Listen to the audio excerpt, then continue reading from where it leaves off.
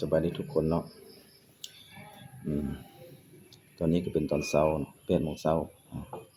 มาเด้อมากินน้ำดอกอัญชันเนาะหลายคนคงจะรู้เนาะกินมื้อละเช้าละจอกเนาะ2 จอกเพื่อสุขภาพเนาะสำหรับผู้ชายเรากินเหล้ากินเบียร์เนาะกินอ่า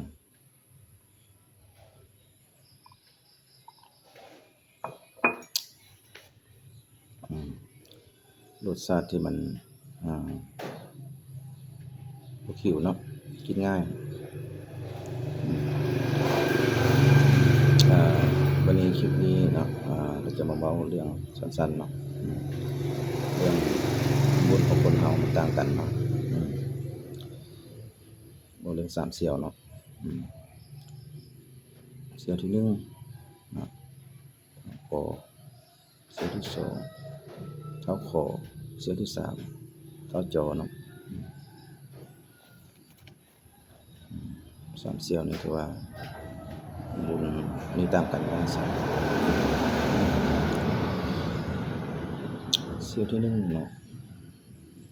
เท้าปอเนาะถ้าเกิดมาผู้แม่มีต้นทุนมีฐานะเนาะให้ทุกอย่างเนาะบ่ว่าจะเป็นบ้านที่ดินที่ดอนเนาะต้นทุนลดหล้าเนาะเสี่ยวที่2นี่ก็ถือว่ายังโชคดีเท้าขอเนาะแล้วเมียก็ได้เมียที่ว่ามีฐานะเนาะมีพร้อมไว้แล้วเนาะแต่เสี่ยวที่3นี่ติบ่มีหยัง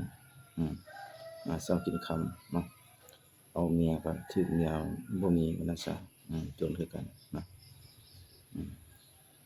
จั่งซั้นย้อนว่าในเมื่อฐานะเป็นอันนั้นเนาะเสี่ยวผู้ที่3เท้าจอนี่ต้องพร้อมพากันสู้สนกับเมียเนาะจนเฮ็ดให้ฐานะร่ำรวยมีขึ้นมาเท่ากับเสี่ยวที่2เสี่ยวที่1เสี่ยวที่2เนาะแล้วพวกเจ้าว่าบัดนี้นะไต่ตรองดูว่า